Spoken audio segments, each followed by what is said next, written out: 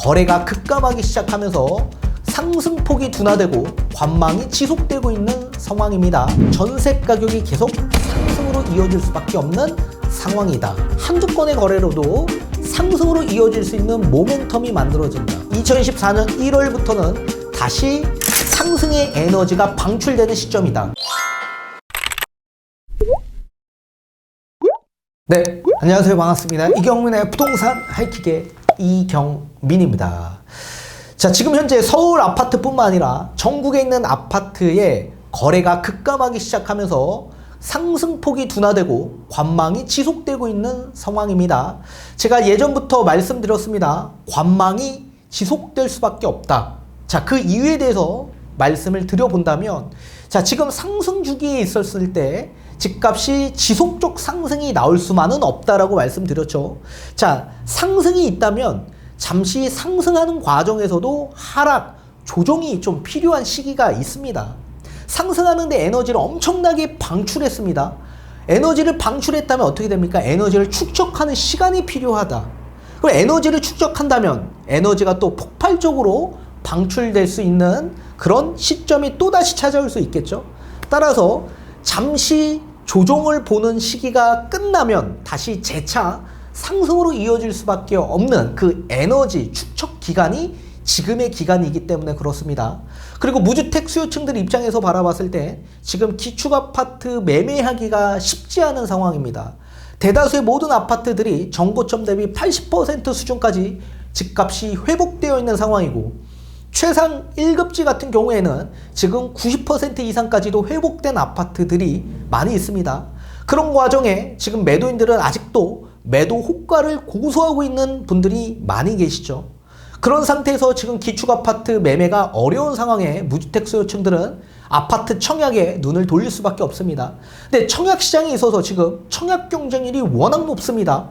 경쟁하는 데 있어서 당첨되기가 어려운 상황에 당첨이 된다라고 하더라도 워낙 아파트에 고분양 가격으로 다 분양 가격이 책정되다 보니 분양받기가 어려운 상황입니다. 그런 상황에 결국 다시 임대차 시장으로 들어갈 수밖에 없고, 월세가 아닌 전세 시장으로 유입되는 수요가 증가되다 보니 전세 가격이 계속 상승으로 이어질 수밖에 없는 상황이다. 아파트 가격 호가는 계속 고수하는 입장에서 아파트 매매 가격은 정체되고 전세 가격은 점진적으로 상승되다 보니 예년 수준보다 전세가율이 높아질 수 있고, 전세가율이 높아지다 보면 투자 자금이 예년보다는 낮게 유지될 수밖에 없기 때문에 외지인들이 또 서울 같은 핵심적 일대에 투자자로 또 유입되는 수요가 증가될 거다. 무주택 입장에서도 지금 당장 뭐 대출이 안 나오거나 또는 대출 금리가 부담이 있는 분들은 일단 전세 레버리지를 이용해서 선투자하고, 그리고 나중에 여유가 있을 때 후전입을 계획하는 그런 수요층들도 굉장히 많이 있을 겁니다.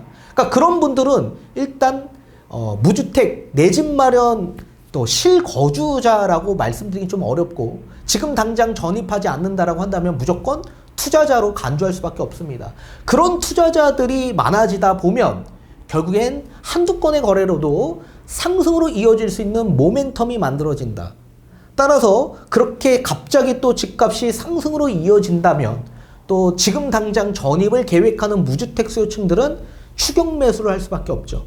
그래서 2024년 상반기에 무주택의 추격 매수가 시작이 되고 그분들이 결국엔 또 고점 매수할 가능성이 있다. 뭐 그렇게 제가 전망한 강의 영상들이 있었습니다. 그 강의들이 지금도 저는 유효하게 말씀을 꾸준히 똑같이 드리고 있는 입장입니다. 자, 따라서 이 관망이 그렇다면 언제까지 갈 거냐라고 본다면 저는 개인적으로 올해까지 유지될 가능성이 있다. 다만 2024년 1월부터는 다시 상승의 에너지가 방출되는 시점이다. 자, 집값이 상승하는 데 있어서 가장 중요한 게 부동산 정책이라고 했습니다. 그래서 부동산 정책을 잘 이해하고 습득을 하셔야 한다라고 말씀드렸었죠.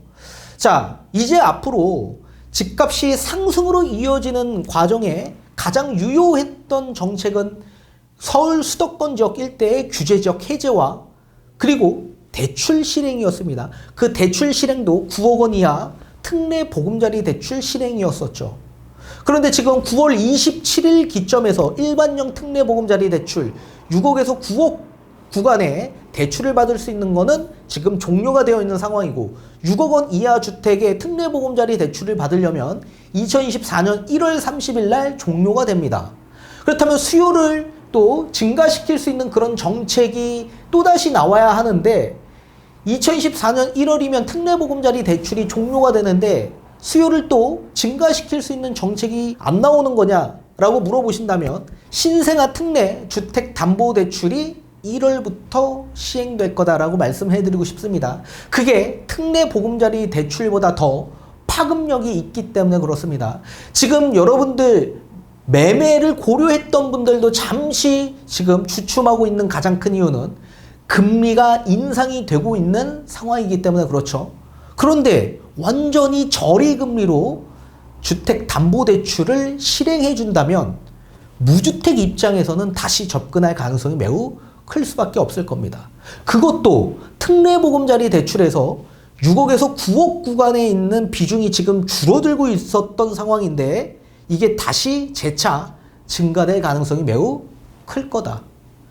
그리고 30대의 비중이 가장 많은데 이제 앞으로 출산할 계획이 있는 30대 그런 신혼부부뿐만 아니라 또 40대 결혼한 지 7년 이하의 신혼부부가 아니더라도 나이와 상관없이 결혼에 상관없이 유무와 상관없이 특례 주택담보대출을 받아보실 수가 있을 겁니다. 그리고 겨울 시즌에 맞춰 새학기에 맞춰 이사를 계획하는 그런 실수요층들 유입이 또 증가되면 또다시 집값 상승으로 이어질 수 있는 구실이 만들어질 겁니다. 그리고 정부는 총선 2024년 4월 총선이 있기 때문에 그 총선에 앞서 2030 세대들에 맞는 정책들을 발표할 수밖에 없을 겁니다.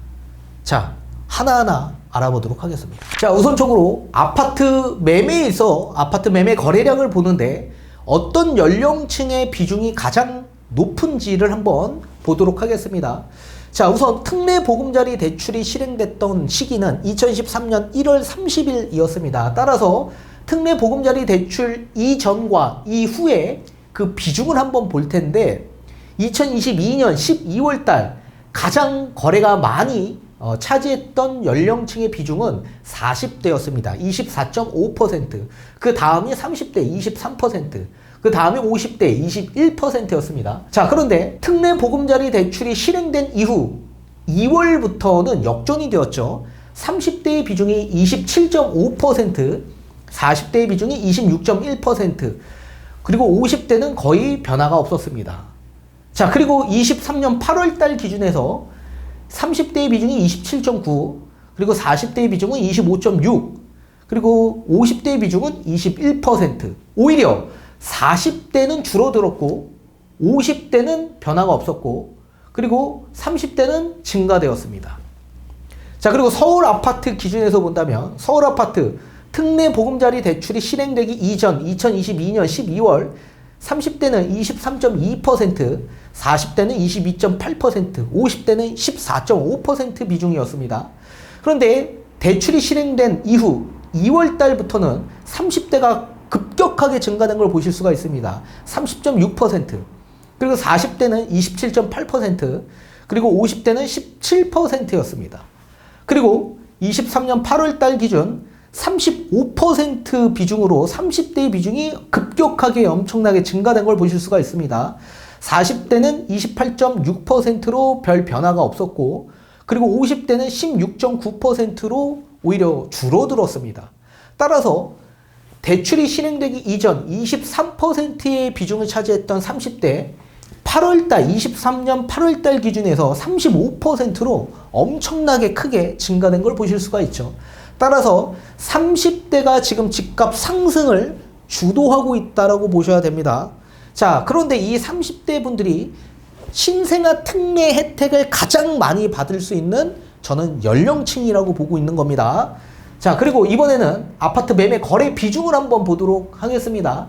자, 특례보금자리론 대출 실행 전후로 해서 어떤 주택 가격으로 아파트 매매 거래 비중이 늘어났는지 한번 보도록 하겠습니다.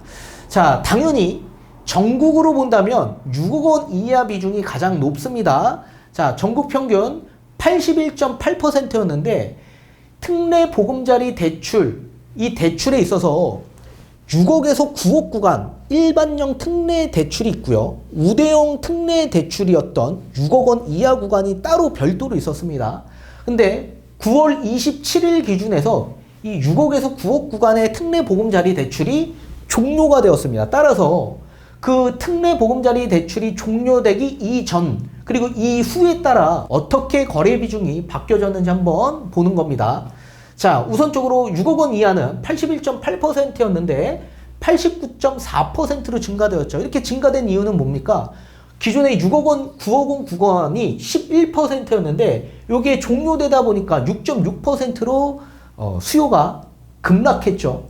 그 수요가 결국엔 6억 원 이하로 집중하다 보니 6억 원 이하의 아파트의 비중이 증가된 걸 보실 수가 있습니다. 자, 수도권 지역을 본다면 6억에서 9억 구간 19.7%였는데 이게 종료가 된 이후부터는 14.8%로 급격하게 비중이 낮아졌습니다. 반대로 6억 원 이하 아파트는 65%에서 74.4%로 크게 증가되었다. 서울 같은 경우에도 27.9% 6억에서 9억 구간 이게 25.1%로 줄어들었고 또 6억 원 이하 아파트는 24.8%에서 30.2%로 크게 증가되었습니다. 경기도도 6억에서 9억 18.8%에서 종료가 된 시점 이후 14.1%로 줄어들었고 6억 원 이하는 73.9%에서 81.7%로 증가되었습니다. 자, 따라서 가장 중요한 게 6억에서 9억 구간에 특례 보금자리 대출이 종료되다 보니까 거래가 급락하기 시작했죠. 거래가 이렇게 급감하다 보니까 어떻게 됩니까? 결국엔 아파트 가격도 정체되기 시작하더라. 그럼 반대로 또다시 6억에서 9억 구간에 대출이 실행될 수 있다면 집값은 또다시 어떻게 될 수 있을까요? 다시 상승으로 이어질 수 있는 모멘텀이 만들어진다라고 보여집니다. 자, 우선적으로 특례 보금자리론 대출을 한번 보도록 하겠습니다. 이 특례 보금자리론 대출은 두 가지 요건이었습니다. 두 가지. 자, 우선적으로 6억 원 이하 주택 가격 그리고 6억에서 9억 구간의 주택 가격 이렇게 대출이 두 가지가 있었는데 6억 원 이하는 지금 실행 중에 있습니다. 다만 2024년 1월 30일 종료 예정이 있습니다. 30일입니다. 3일이 아니라. 자, 소득 한도를 보게 되면 1억 원 이하 소득이 필요하고요. 또 주택 가격은 6억 원 이하, 대출 한도는 5억까지 나옵니다. 그리고 무주택자에 한해서 대출이 실행이 됩니다. 기존에는 1주택 또는 일시적 2주택자도 대출을 받을 수 있는데 이제 무주택만 대출을 받을 수 있게 되었습니다. 또 기본금리 같은 경우에는 11월 3일부터 대출금리가 0.25%포인트 인상이 되어서 4.5에서 4.8%로 적용이 됩니다. 자, 만약에 우대금리를 최대치로 활용을 하더라도 3.65에서 3.95%인데 이렇게 최대치로 활용되는 분들은 거의 없다. 그래서 아무리 우대금리가 많이 나온다라고 하더라도 뭐 한 3.9%, 4% 초반 이렇게 보셔야만 합니다. 금리 주기를 본다면 금리는 변동이죠. 그래서 시장금리에 따라 금리가 계속 주기가 바뀌어진다라고 보셔야 됩니다. 다만 DSR이 미적용이 된다. 자, 이런 상태에서 6억에서 9억 구간에 있는 일반형 특례 보금자리 대출도 있었죠. 자, 소득 한도는 1억 원이 초과되는 경우에는 이 대출을 받아야 되고 대출 한도는 5억까지 그대로 똑같이 나옵니다. 다만 대출 금리가 좀 더 비쌌죠. 4.65에서 5.05%로 책정이 되었었습니다. 금리 주기도 변동이었고요. DSR 적용되지 않았었다. 23년 9월 27일 날 종료가 되었습니다. 자, 이게 종료되다 보니까 어떻게 됐습니까? 가격이 정체되기 시작했죠. 왜냐하면 거래가 급감하다 보니 자연스럽게 이렇게 가격이 조금씩 정체되는 시점을 차지했었습니다. 그리고 서울 같은 경우에는 6억 원 이하 아파트가 아예 없죠. 거의 없는 실정입니다. 그래서 경기도 인천 쪽 일대로 넘어가거나 또는 6억 원 이하 구축, 서울 외곽의 구축 아파트로 접근하는 수요층들이 증가되고 있는 상황이다. 자, 그런데 이제 2024년 1월 기점에서 이 신생아 특례 주택담보대출이 실행이 됩니다. 따라서 담보대출을 받은 시점에서부터 2년 이내에 임신을 하거나 아니면 출산을 한 그런 가구에는 이런 특례대출을 실행하게 되는데 무주택자에 한해서 실행이 됩니다. 소득 한도는 1억 3천만 원 이하, 그리고 자산 현황은 5억 600만 원 이하, 주택 가격은 9억 원 이하 주택에 전부 다 해당이 됩니다. 그리고 나이도 상관이 없습니다. 신혼부부 특정하지 않습니다. 따라서 모든 나이대에 상관없이 신생아, 자녀를 계획하는, 다만 2023년부터 출생한 가구에 한해서만 이런 혜택을 준다라고 보셔야 됩니다.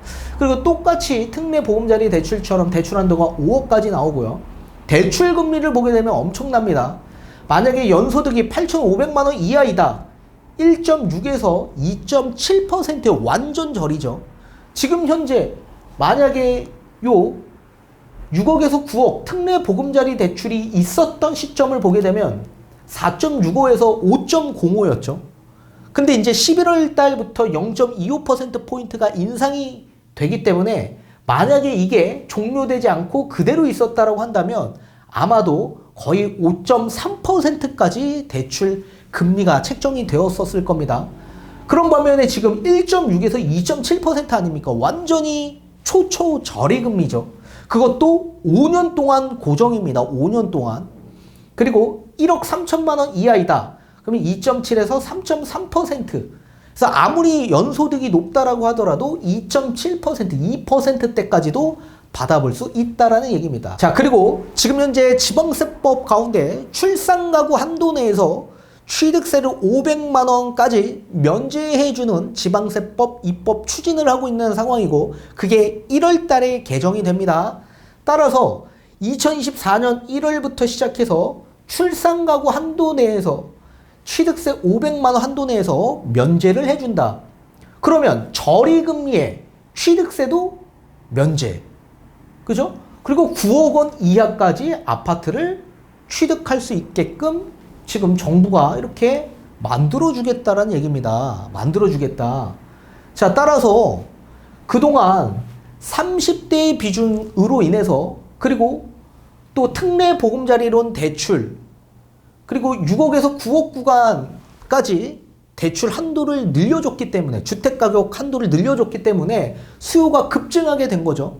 그러면서 집값 반등, 상승으로 이어지는 모멘텀이 만들어졌는데, 이게 지금 없어지다 보니까 거래가 급감하더니 또 잠시 정체를 보는 시기를 맞이했습니다. 그럼 반대로 특례 보금자리 요 6억에서 9억 일반형 특례 보금자리 대출보다 훨씬 더 파급력이 있는 이 신생아 특례 보금자리 이 대출이 만약에 실행이 된다면 어떻게 될까요?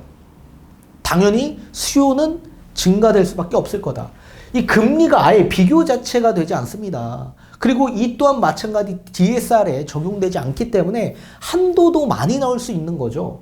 또 주택가격 9억 원 이하이다 보니 서울의 핵심적 일대 아파트를 취득하고자 하는 무주택 수요층들의 집중 매입이 될 수밖에 없다. 저는 그렇게 보고 있는 겁니다. 여기에 맞춰 이사 수요가 같이 나오게 된다면, 또 정부의 입장에서 지금 총선의 승리를 위해서 2030에 맞춰주는 여러 가지의 포커스의 정책 실현들이 이제 내년부터 실행이 된다라고 한다면 수요가 또 다시 급증할 가능성이 있고, 또 시장 금리는 계속 변동한다라고 했습니다.